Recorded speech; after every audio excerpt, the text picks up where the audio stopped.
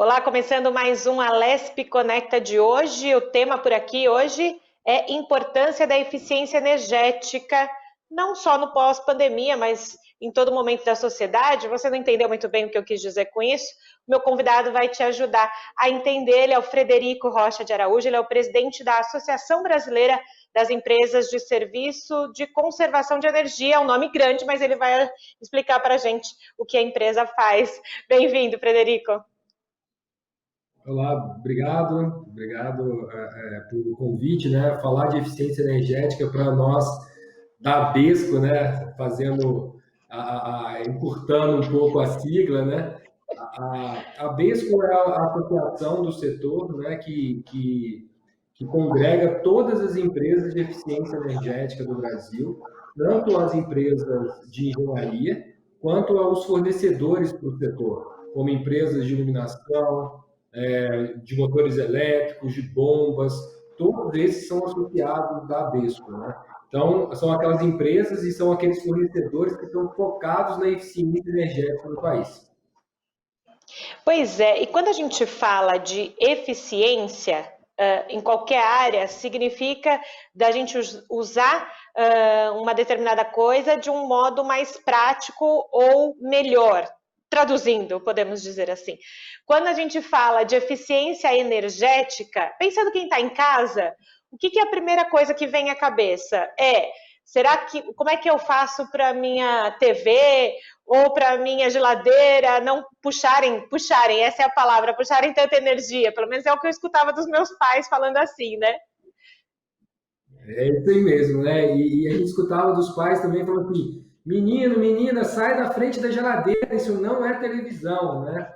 E eles estavam certíssimos, né? Certíssimos, né? Eficiência energética é isso mesmo, é a gente ser mais eficiente no uso da energia, ou seja, gastar menos energia, né, para fazer as nossas atividades do dia a dia. Por exemplo, em casa, quando a gente substitui uma lâmpada das nossas casas de uma lâmpada fluorescente ou incandescente para uma lâmpada de LED, nós estamos gastando menos energia, porque a lâmpada de LED ela consome cerca de 60% menos que uma lâmpada fluorescente, por exemplo, né? Então, a gente dessa forma, a gente consegue usar menos energia para gerar a mesma iluminação que uma lâmpada anterior, menos eficiente, com tecnologia mais obsoleta, mais antiga, ela está gerando. É a mesma coisa de uma geladeira da nossa casa. Se a gente pega aquela geladeira que tem aquele selinho do Procel A, por exemplo, aquela geladeira indica que ela consome menos energia, porque o Procel faz esse tipo de etiquetagem, né, esse tipo de trabalho no Brasil. Né? E eu posso até falar um pouco mais do Procel. Né? O Procel foi um plano desenvolvido pelo governo brasileiro, junto com a Eletrobras, né, para que a gente certifique equipamentos elétricos no Brasil. A gente, pensando assim nas nossas casas, o que tem com Procel? Tem a iluminação com Procel, lâmpadas com Procel, nós temos ar-condicionado com Procel, nós temos geladeira com Procel, até mesmo a gente consegue ver o consumo das nossas TVs, do nosso chuveiro, então a gente consegue acompanhar tudo pelo selo. O selo foi criado justamente para nós consumidores que somos leigos, né? Não somos engenheiros, eletricistas, não temos esse conhecimento para a gente bater o olho no selo e falar: olha, esse equipamento é eficiente, esse equipamento vai gastar menos energia do que um outro que é selo D, selo E, enfim. O selo faz com que a gente tome uma decisão de compra do equipamento que vai gastar menos energia no dia a dia das nossas casas. Além da gente seguir, então, esses selos, entender o que vai gastar menos energia, e para a gente pagar menos também, né? Que a gente está falando também de conta no bolso, né? No final do mês. A longo prazo, o que isso pode significar? Porque a gente está num momento também de se pensar em sustentabilidade, em meio ambiente. Como é que a gente... É uma união disso tudo lá na frente? Sem dúvida, assim, eu juntaria a eficiência energética, quando você pensa nas nossas residências, A gente pode unir hábito de consumo, então a gente tem o hábito, né? Se eu chego em casa, ligo só as lâmpadas que eu estou no ambiente. Se eu uso a luz ambiente, né? Abro as cortinas, abro as janelas, não uso o ar-condicionado o dia inteiro, ou com os cômodos abertos, não fico lá na frente da geladeira olhando com a geladeira aberta, né? O que tem lá dentro, né? E a geladeira fica ligando o motor e tentando resfriar o tempo todo. Fico tomando um banho no verão, com chuveiro no inverno. Aí está gastando. Isso são hábitos. É. Então, hábitos a gente pode mudar para a gente reduzir, independente do equipamento. Então, nós temos os hábitos que impactam no consumo. E aí depois nós vamos para os equipamentos. Então, os equipamentos cada vez mais eficientes, a gente está economizando por si só, por ele ser eficiente. E aí vem essa questão que é super importante que você falou, que é a questão da sustentabilidade, da questão ambiental. Quando eu paro de usar uma lâmpada, por exemplo, fluorescente na minha casa, aquela lâmpada que é redondinha, assim, branquinha, né? Ela tem metais pesados nela, tem gases nela. Quando eu uso uma lâmpada de LED, ela é muito mais limpa do ponto de vista ambiental do que uma lâmpada fluorescente, do que uma lâmpada incandescente. Então, a união de tecnologias novas também traz menos impacto ambiental, né? Muito menos impacto ambiental para a sociedade. E quando você economiza energia, e isso é muito legal falar, né? Quando a gente economiza energia, a gente deixa de desperdiçar energia. Se eu coloco uma lâmpada incandescente, uma lâmpada fluorescente, a gente está desperdiçando energia, porque eu posso ter uma mais eficiente do ponto de vista energético, ela gasta menos. E aí, quando eu faço isso, eu deixo de ter uma necessidade no sistema todo nacional de geração de energia, eu tenho uma necessidade menor de geração. Porque quando eu economizo essa energia, eu posso deixar que o outro consuma de forma inteligente também essa energia, e todo o sistema ganha com isso. Quando o sistema ganha com isso, eu preciso gerar menos. Então, eu preciso fazer menos hidrelétrica, eu preciso fazer menos geração eólica, ou solar, ou térmica, né? O Brasil tem fontes de geração térmica, né? A óleo, a gás. E essa geração, ela é também impactante para o meio ambiente. Então, quando eu, na minha casa, aqui na minha casa, né, eu falo assim, eu economizar energia, eu não faço para o sistema brasileiro, eu não faço nada para o meio ambiente. Ao contrário, eu faço tudo para o meio ambiente. Porque quando eu economizo aqui em casa, lá na geração, eu não preciso gerar tanto. Então, todo mundo ganha com isso, não só a gente na nossa conta, no nosso bolso, mas toda a sociedade ganha com isso, que é menos investimento, menos poluição, menos tudo no processo.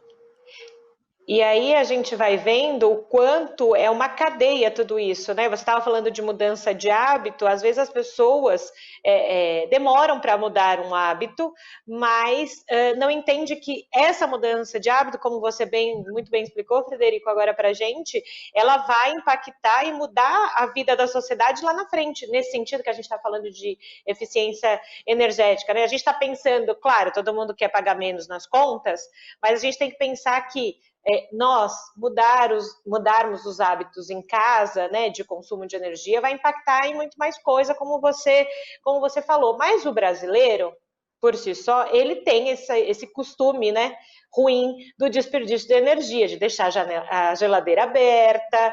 Confesso que a hora que você falou do banho no verão, na parte do inverno, eu vesti a carapuça, porque já fiz isso muito tempo, enfim. Os hábitos vão precisando serem moldados, né? Mas como é que essa questão hoje no Brasil, de desperdício de energia, como é que funciona o setor? O brasileiro é muito gastão nesse sentido? O brasileiro desperdiça muita energia ainda? Sem dúvida. A gente, analisando o setor, o Brasil como um todo, e em seus vários setores, né? Porque quando a gente fala de consumo de energia, a gente vai desde a casa até aquele consumidor residencial, que ele é um pequeno consumidor, e vai subindo, né? E vai para uma loja, né? Pensando na sociedade, vai para uma loja, vai para uma indústria, vai para as grandes indústrias. E aí você começa a ter nessa cadeia toda muito desperdício. Eu vou dar um exemplo para você muito fácil assim. Quando a gente olha, sai nas nossas ruas, nas nossas cidades e olha para o poste da iluminação pública, por exemplo, ela está ainda, não é LED, ela é vapor de sódio, ela é vapor de mercúrio. Aquela lâmpada consome 75% a mais do que uma lâmpada de LED, por exemplo. Então, eu estou desperdiçando energia, porque eu já tenho a tecnologia, ela é viável, ela não está super cara, ela tem um payback, assim, uma aplicação financeira super boa hoje em dia, tem produção nacional, tem indústria nacional, a gente não precisa importar tudo mais, e ela economiza 75%. Então, imagina quantos postes de iluminação tem no Brasil inteiro. E quantos estão ainda com essa lâmpada? Isso é um exemplo disso. Né? E aí a gente começa a olhar todo o sistema, sistemas de ar-condicionado nas casas, nas empresas, ainda são sistemas muito ineficientes. E aí a gente tem, em termos de equipamento, potencial enorme de economia. Para você ter uma ideia, a indústria brasileira tem um potencial de economia por eficiência energética de cerca de 6 bilhões de reais. Esse valor dá para construir, por exemplo, 240 hospitais públicos. Um valor super importante quando você vê de desperdício. Quando eu falo que é o potencial de redução, é que eu estou desperdiçando essa energia. Estou usando ela de forma ruim, né? Pois é, e aí quando você fala nesse número e o que ele poderia fazer, a gente vai entendendo que o desperdício ele gera não só nas nossas casas, mas também que a administração pública acabe gastando muito mais do que poderia. É preciso ainda no Brasil um novo olhar da gestão pública com relação a isso, ou então faltam políticas públicas para o setor e para que uma coisa converse com a outra, um setor converse com o outro, né? Olha, eu acho que recentemente a gente está tendo um olhar muito importante da administração pública para isso. Isso é fato, porque o Brasil vem mudando e vem mudando rapidamente nos últimos tempos esse olhar para a eficiência energética. Eu vou dar alguns exemplos de novo. A gente está vendo agora muitas PPPs, né, parcerias públicos-privadas, para a iluminação pública das cidades. Inclusive, a gente estava conversando hoje com um grupo que investe e busca essa área. Então, a gente está tendo muitas licitações para PPP no Brasil, para a iluminação pública. E o principal fator dessas PPPs é a modernização dos parques de iluminação pública.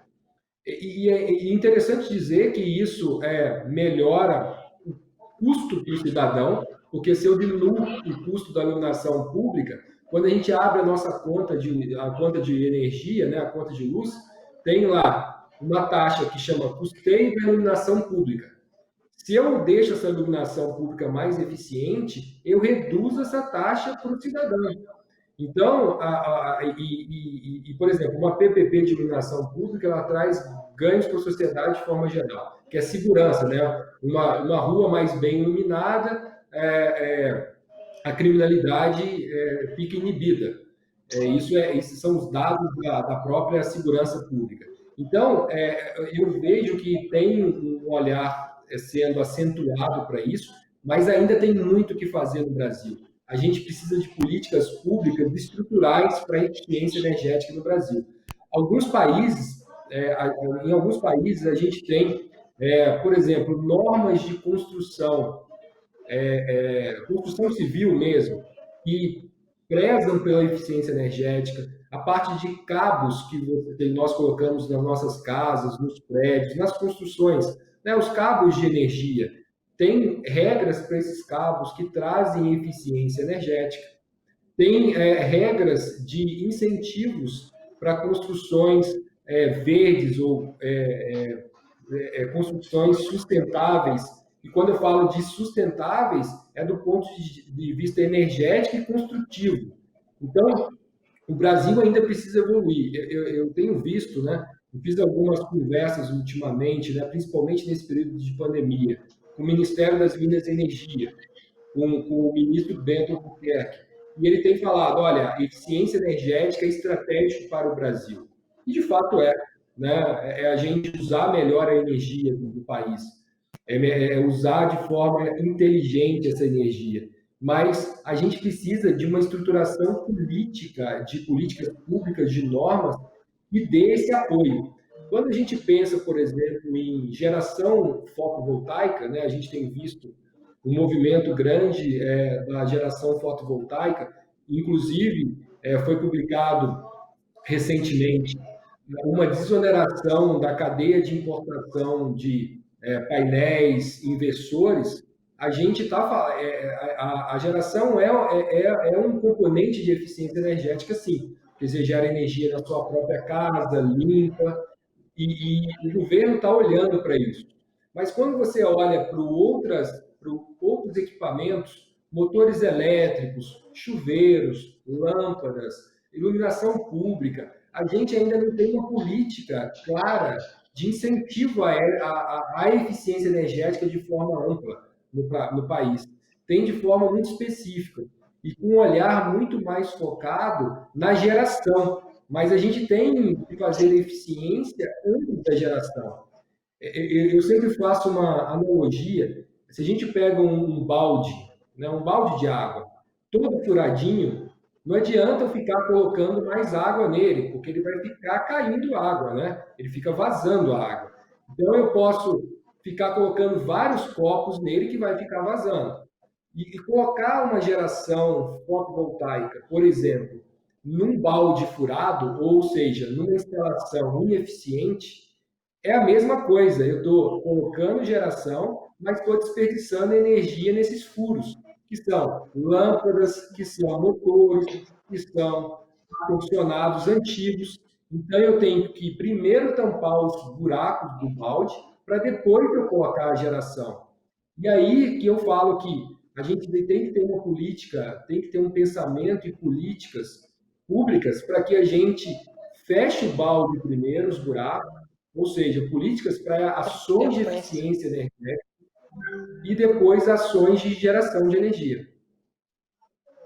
Pois é, não dá para pular etapas, né? E às vezes acontece isso que você falou. Primeiro vão lá no final para depois tentar solucionar o começo, e deveria ser o contrário. Mas ainda seguindo essa sua linha de pensamento que você está falando, né, das PPPs e afins, a gente viu muita discussão, principalmente o ano passado, em falar sobre parcerias público-privadas, de o uso, né, da iniciativa privada dentro da administração pública, e a gente entende que em muitos momentos é uma ajuda para a própria administração pública que, né, não consegue ter ali, a gente sempre fala do cobertor, né, o cobertor é curto, né, então eu queria a sua opinião como presidente da ABESCO, como é que, o que significa então para vocês terem essas parcerias público-privadas no setor, o quanto ajudaria a administração pública a ter algo mais eficiente em menos tempo, e a gente sabe que privatização é diferente de parceria público-privada, né? Então, para que as pessoas entendam o quanto é importante para o setor.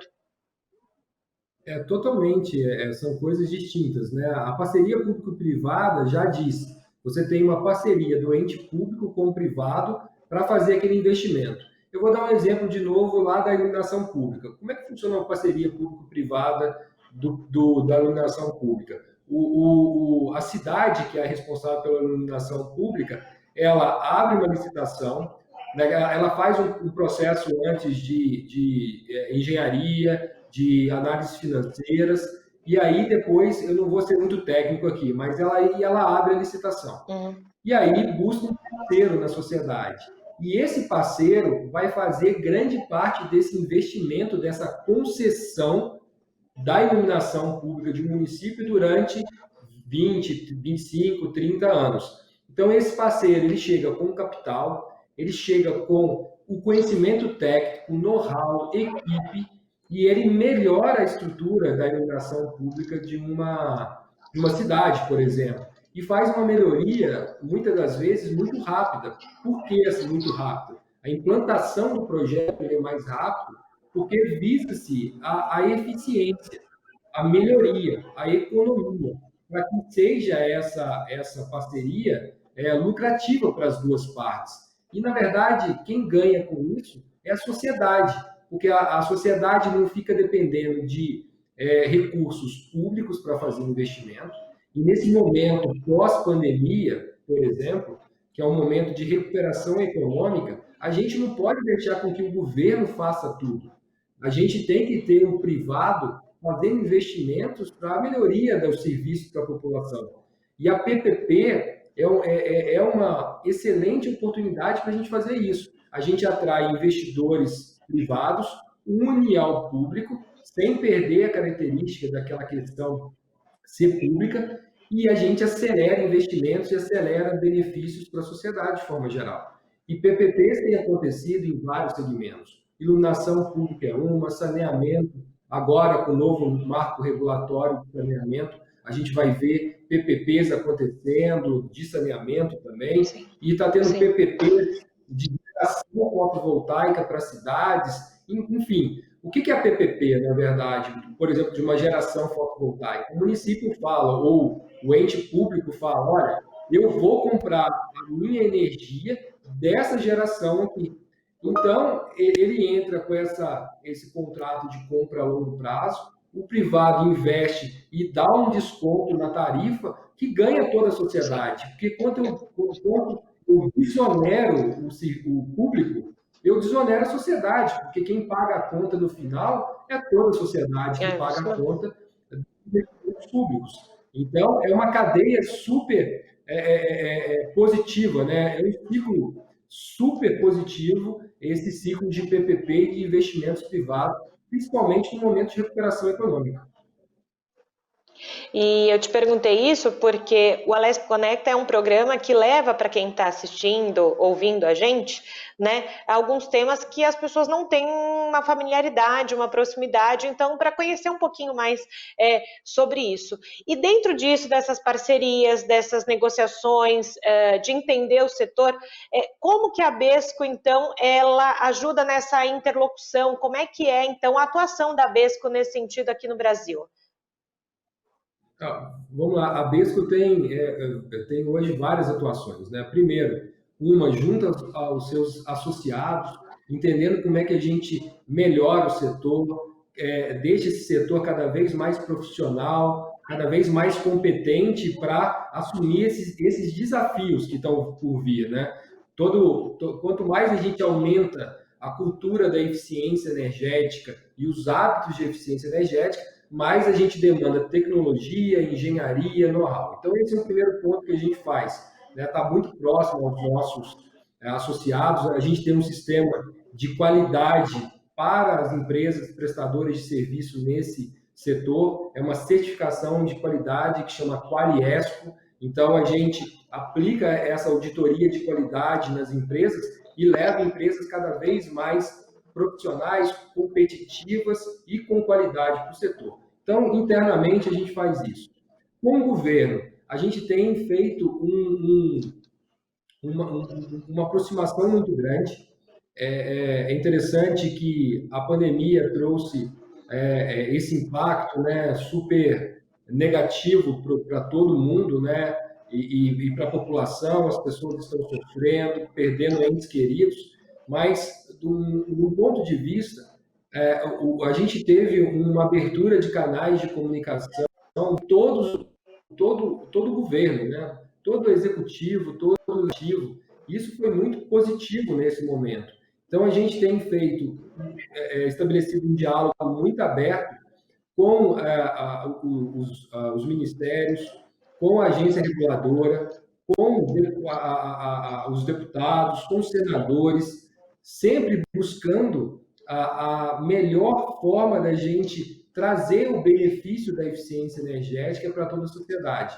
E a gente precisa muito dessa aproximação, Porque, como nós falamos, sem políticas públicas eficazes no Brasil, a gente não vai ter eficiência energética de forma que toda a população venha usufruir desse benefício, né? Então, esse diálogo aberto com o governo está sendo super importante e a gente tem tido alguns avanços muito impactantes do ponto de vista positivo. Inclusive, recentemente, a Besco tem participado ao longo dos anos de um lab, de um laboratório de finanças verdes promovido pelo Procel, que é o Procel, é o programa do governo para eficiência energética, né? E recentemente foi publicado que o Procel está transferindo para o BNDES um recurso, cerca de 30 milhões de reais, para ser um fundo garantidor para projetos de eficiência energética no Brasil. Isso vai fazer com que a gente potencialize a captação de recurso privado para projetos de eficiência energética, tendo esses recursos como um fundo garantidor adicional para o projeto. Isso é um super avanço. Esse é o primeiro modelo que está sendo feito. Isso vamos chamar assim, é um teste que está sendo feito com esse recurso do Procel, para que a gente teste essa modelagem de garantia, de fundo garantidor, para aí sim a gente conseguir que outros players de mercado, outras seguradoras, o Resseguros do Brasil, enfim, que a gente tenha todo o segmento de seguros e financeiro participando disso de uma forma global. Isso vai baratear crédito para a eficiência energética no Brasil e aumentar a captação para essa finalidade. Então, a gente está evoluindo bastante nisso. E a Abesco participou ativamente dessa parte do Lab de Finanças Verdes, do Laboratório de Finanças Verdes, para desenvolvimento dessa ferramenta de garantia para o mercado. Perfeito, é muito importante que as pessoas que estão em casa entendam, né, não só um pouquinho, comecem a entender um pouquinho sobre o setor, mas o quanto também a Abesco, ela faz essa interlocução também com os locais, né? Então, para quem quiser conhecer um pouquinho mais, eu imagino que lá no site da Abesco deve ter mais coisa para o pessoal pesquisar, até porque quando o papo é bom, Frederico, o programa acaba logo. A gente tem 3 minutinhos ainda no programa, mas se você quiser passar ou rede social da Besco, o pessoal acompanhar algumas dicas, alguma coisa, pode passar para a gente. Nós temos o site da Abesco, que é www.abesco.com.br. Nós estamos no LinkedIn, no Instagram. Então, nós estamos, né, em todas hoje as redes sociais. Lá a gente divulga todas as ações da Abesco, tudo que está acontecendo no dia a dia. Nós teremos, em outubro, no início de outubro, o COBI, que é o Congresso Brasileiro de Eficiência Energética, e esse ano vai ser muito legal, vai ser totalmente digital, todo mundo vai poder participar, entrar lá, assistir as palestras, vai ter palestras de todo tipo, desde a modernização do setor elétrico brasileiro, ao setor de eficiência e saneamento, iluminação pública, instrumentos financeiros, programa de eficiência energética do governo, área de inovação para eficiência energética. Então, vai ter um mundo de informação em 4 dias, de super qualidade. E na Besco, todos os nossos ouvintes agora, né, eles podem encontrar todas as empresas de eficiência energética no Brasil. Nós temos lá uma lista e temos a localização dessas empresas se você precisar de um apoio para um projeto de eficiência energética. Perfeito, a gente conversou aqui agora no Alesp Conecta com o Frederico Rocha de Araújo, presidente da Abesco. Obrigada, Frederico, a gente sabe que a sua agenda é corrida, por ter deixado aqui uns minutinhos para conversar com a gente. Obrigado a vocês e nós da Abesco estamos sempre à disposição de vocês. Obrigado pela oportunidade. Imagina, a gente que te agradece. Você que está em casa, quer rever esse programa que terminou agora, ou então toda a programação da Rede Alesp, é fácil, também lá nas nossas redes sociais e também no YouTube. Toda a programação da Rede Alesp está por lá. Eu fico por aqui, até uma próxima. Tchau, tchau.